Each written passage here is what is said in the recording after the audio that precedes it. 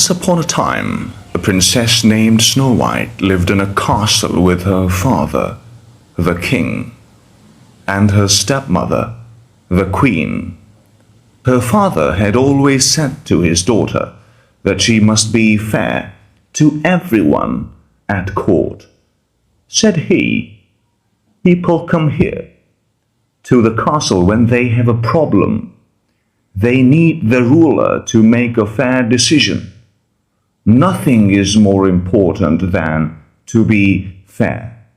The queen, Snow White's stepmother, knew how much this meant to her husband. At the first chance, she went to her magic mirror. "Mirror, mirror on the wall," said the queen, "who's the fairest of them all?" "Snow White is the fairest of them all," said the magic mirror. "What?" yelled the queen. "No one is more fair than I. The queen must have the best of everything. Everyone knows that. What could be more fair than that?" "Snow White is the fairest of them all," repeated the magic mirror. "What do you know? You're a mirror," roared the queen, and she stormed off. Still, the queen was bothered. Oh, so bothered was she that the queen decided to be rid of the girl once and for all. "I cannot wait another day," she declared. The queen called for her servant, a huntsman. "Find a reason to take Snow White deep into the woods," she said, pointing her long finger at the servant. "Then kill her." The huntsman was shocked, but she was the queen, and what could he do? The next day, he took Snow White into the woods. As he drew his knife to slay her, Snow White turned around. "Look," she said, taking something out of her pocket.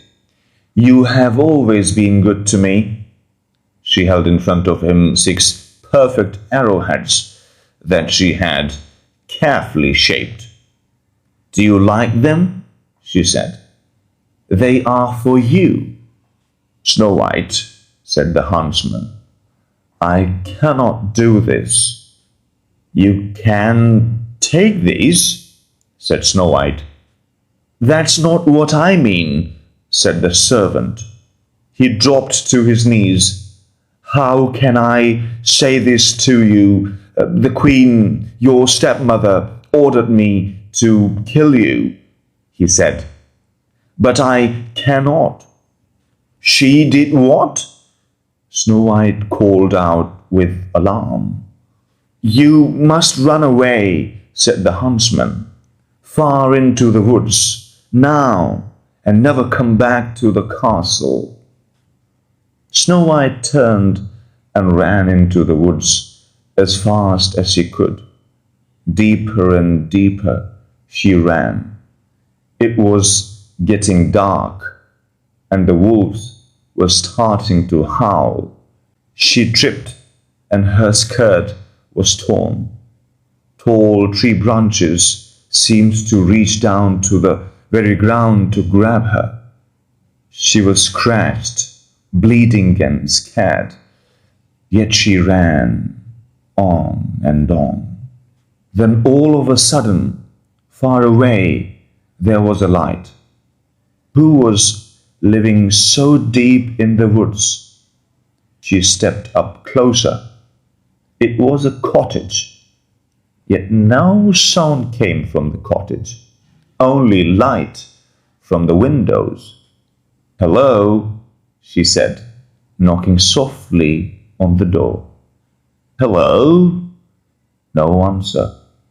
The door was a little bit open. She opened it some more and stepped in. "Hello? Is anyone home?" She looked around. What a mess! She had never seen a messier living room. This cottage may be the biggest mess I ever saw, she thought. But it's a roof over my head for tonight. Maybe if I clean up around here, I can earn my sleep. As she cleaned, she thought of someone she already missed before her father had remarried. She and a prince who lived in the next kingdom were getting to know each other. They would take long walks in the royal garden and tell each other stories and laugh. After the queen had moved into the castle, her stepmother had made a new rule: no more visitors. Now the prince had to slip over the palace gate in secret.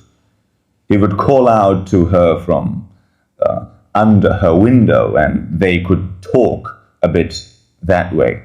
It wasn't as good as the long walks, but it was the best they could manage. Now that she had to run away from home, would she ever see him again? After Snow White cleaned up the living room, she went upstairs. On the second floor, there were 7 little beds lined up in a row as if for children. Tired from cleaning, Snow White yawned and lay across all 7 of the beds. Soon she fell fast asleep. In the meantime, the 7 dwarfs were heading home from a long day of working in the jewel mines. When they opened the door, you can imagine their surprise when they saw their cottage all cleaned up.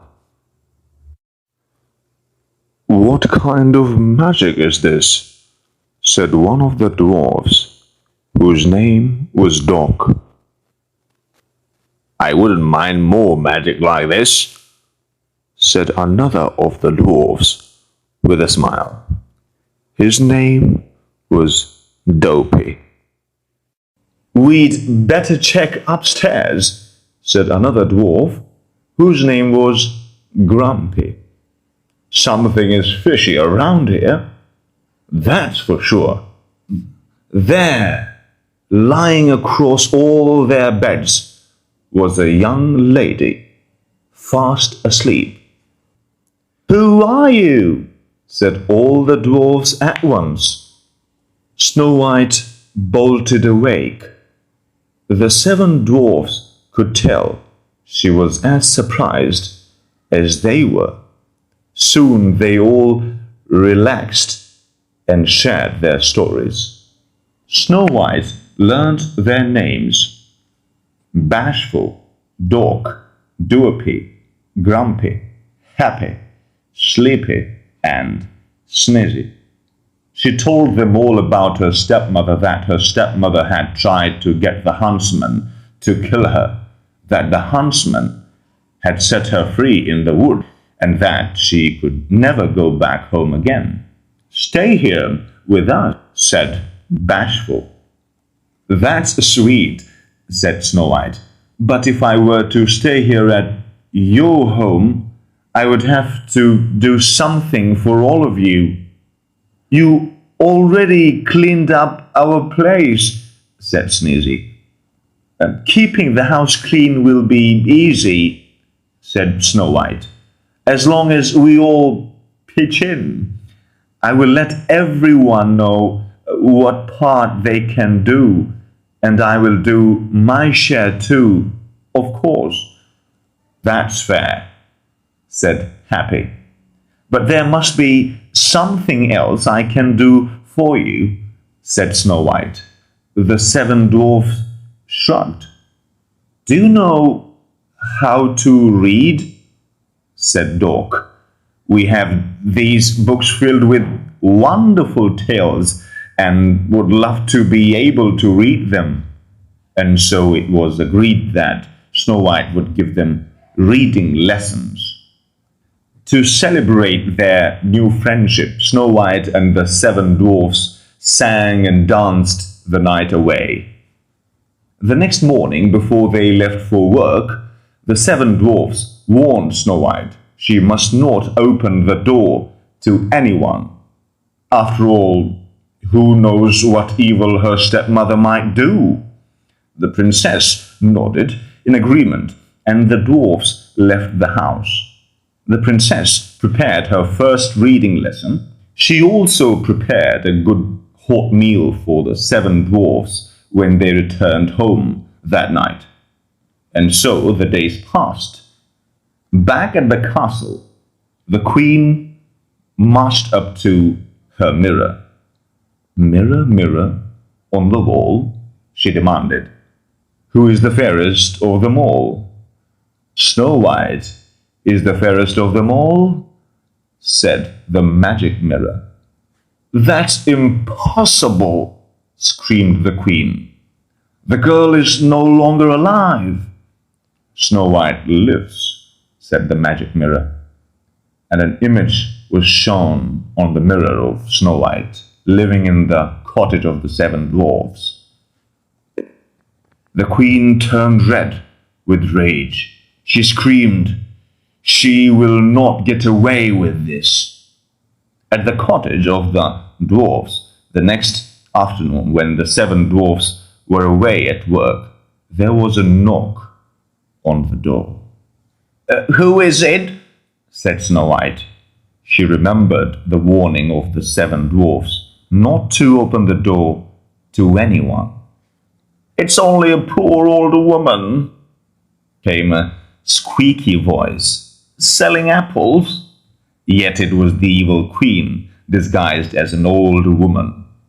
"It's raining out here, my dear," said her voice through the door. "Please let me in." Poor thing, thought Snow White, having to go door to door selling apples in the rain. And so she opened the door. "Take a look at this big red apple," said the old woman, who, as you know, by now was really the queen in disguise. She held the red apple close to Snow White's face. "Lovely, my dear, isn't it? I would like very much to buy your apple," said Snow White, "but I have no money." "That fine comb in your hair will make a good trade," said the old woman. "Well, all right then," said Snow White. She took the comb out of her hair and gave it to the old woman, who then gave her the apple. Snow White took a big bite. Alas, the fruit was poisoned. At once Snow White fell to the ground in a deep sleep. "Yes!" shouted the queen, pumping the air with her fists. Just then the door flew open. In marched the seven dwarfs, home from the day's work. Shocked indeed they were to find Snow White lying on the floor and what must be her stepmother laughing. They chased that evil queen out the door and into the storm. Up to the very top of a mountain they chased her. All of a sudden, lightning hit the mountain. The queen fell, and she was never seen again. But there was nothing to help poor Snow White.